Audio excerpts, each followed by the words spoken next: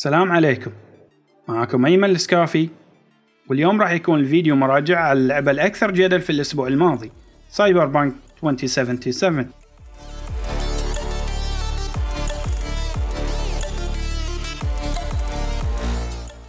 CD Projekt Red أحد أكثر استوديوهات الألعاب شهرة في السنوات الأخيرة، خصوصا بعد ما أصدر اللعبة الشهيرة ويتشر 3 وايلد هانت، لعبة كاملة بدون مشاكل من اليوم الأول، مع توسعتين لاحقتين، في كل توسعة قصة جديدة ومهارات جديدة وأشياء جديدة تضاف للعبة.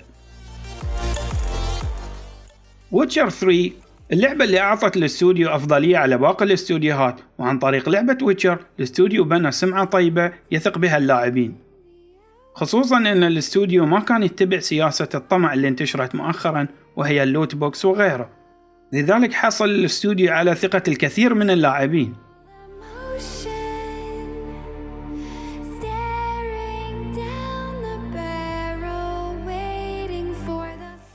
لكن الوضع كان مختلف بالنسبة للعبة سايبر بانك 2077. للأسف الشديد اللعبة استعجلوا في إطلاقها، مما أدى إلى ظهور مشاكل خصوصا في نسخة أجهزة الكونسول.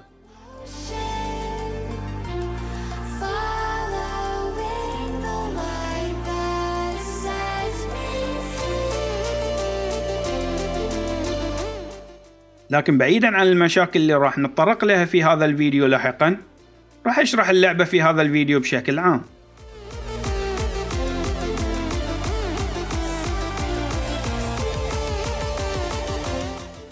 اللعبة تتميز بطابع العالم المستقبلي ومدينة تقنية كبيرة.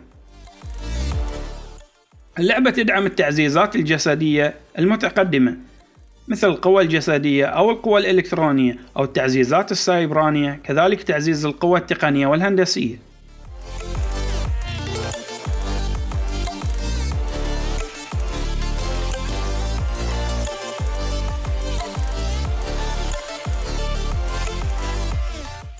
في البداية راح تختار المجموعة اللي تنتمي لها هذه الشخصية، وبناء على هذا الاختيار راح يكون في اختلاف بسيط في القصة،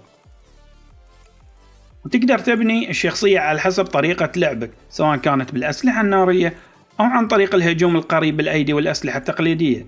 كذلك تقدر تبني شخصيتك وتلعب بطريقة التخفي والاختراق السايبراني أو عن طريق الهجوم بالأسلحة البعيدة، أو تقدر تدمج ما بين اثنين مثل ما أنا بنيت شخصيتي للهجوم البعيد بالإضافة إلى قدرات الاختراق السايبراني.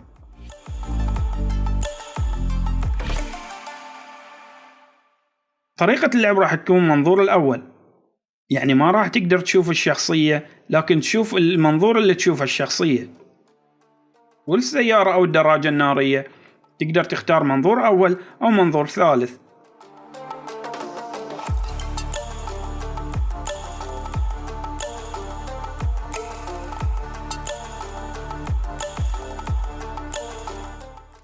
وفقط على الدراجة النارية تقدر تشوف شكل الشخصية اللي انت بنيتها.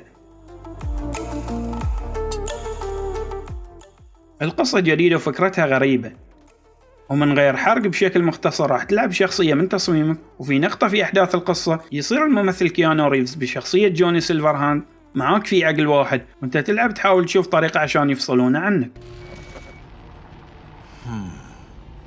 Unbelievable. It looks like... Can't believe this Seuss the one who's gonna help us.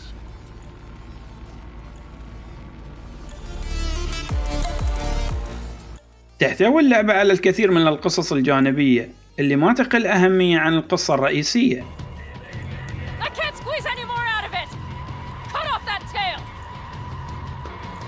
Get ready.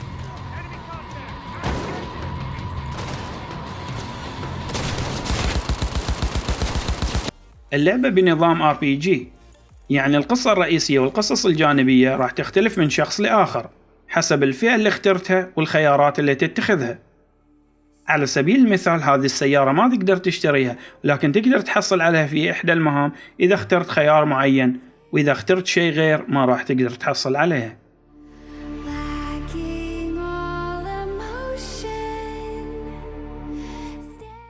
لولا مشاكل الإطلاق في اللعبة كان ممكن أن تحصل على لعبة السنة 2021. وبصراحة ما أدري ليش أصدروا اللعبة بوضعها السيء على أجهزة الكونسول مع علمهم مسبقا بالأمر.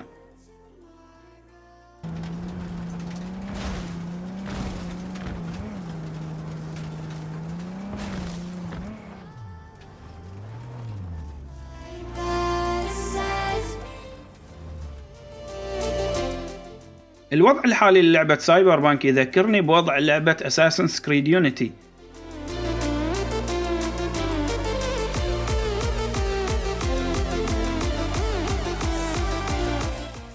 حدثت مشاكل مماثلة من قبل شركة يوبيسوفت لما أطلقوا لعبة Assassin's Creed Unity، مما أزعج الكثير من اللاعبين.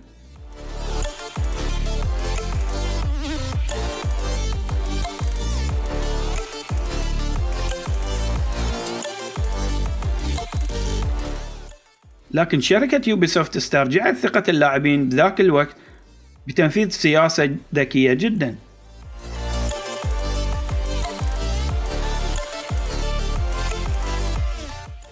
أولا نزلت باتش كبير وبسرعة وأصلحت أغلب المشاكل.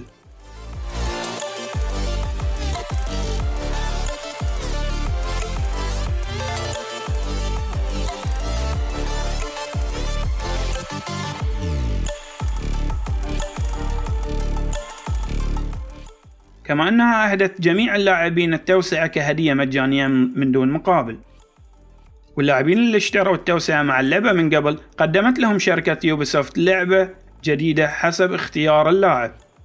من ضمن هذه الألعاب كانت فار كراي. كانت تكلفة التوسعة لأساسنز كريد $30، وتكلفة الألعاب الجديدة اللي قدمتها شركة يوبيسوفت كبديل للتوسعة كان سعرها $60. شركة كبيرة مثل يوبيسوفت كان عندها خيارات ثانية وألعاب كبيرة ثانية، وعندها طاقم عمل كبير واستوديوهات كثيرة حول العالم. ما أعرف شلون بيسترجع استوديو CD Projekt Red ثقة اللاعبين، وما أظن أنه يقدر يطبق سياسة شركة يوبيسوفت. اللعبة فيها الكثير من السلبيات، ولكن الأكثر جدلاً الأسبوع الماضي كان بصراحة نسخة الكونسول. بكل صراحة من غير لف ودوران، لا تلعب اللعبة حالياً على أجهزة الكونسول للجيل السابق مثل بلاي ستيشن 4 وإكس بوكس 1.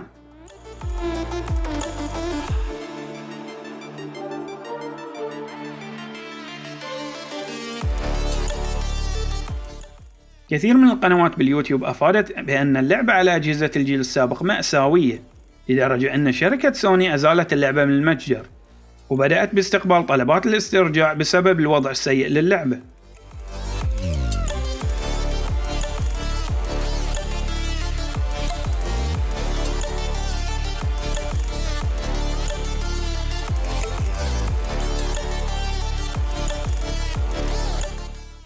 عندك خيارين للعب لعبة سايبر بانك. الخيار الأول أنك تلعبها على الكمبيوتر الشخصي وأدائها أفضل بكثير من أداء نسخة الكونسول. الخيار الثاني أنك تنتظر صدور نسخة المحسنة لأجهزة الجيل الحالي مثل بلاي ستيشن 5 وإكس بوكس سيريس إكس، وذلك لأن أجهزة الجيل السابق تحتوي على التخزين الميكانيكي والمعروف بأنه بطيء جدا، وراح يخلي تجربتك تكون أسوأ بكثير، لأنه يتطلب وقت في تحميل التفاصيل في حال لعبتها على أجهزة الجيل السابق. ونصيحتي لا تشتريها حاليا إلا إذا بتلعبها على الكمبيوتر، أو إذا لقيتها بسعر ممتاز وناوي تنتظر نزول النسخة المحسنة لأجهزة الجيل الحالي.